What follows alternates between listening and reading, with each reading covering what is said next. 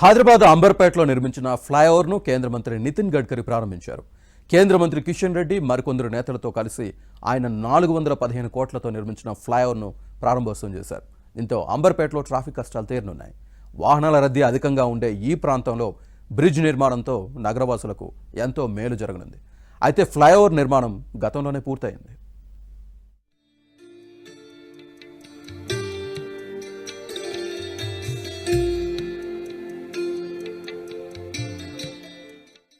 इसमें तेलंगाना में 4,500 करोड़ रुपए का 136 किलोमीटर का कार्य था। कामारेड्डी, मेडक, संगारेड्डी इस जिले से होकर ये गुजरेगा। इंदौर से हैदराबाद तक की यात्रा का समय अभी 20 घंटे है। मैं आपको वचन दिलाता हूं कि महाराष्ट्र का कुछ काम जल्दी ही पूरा होगा और 10 घंटे में हैदराबाद से आप इंदौर तक पहुंचेंगे।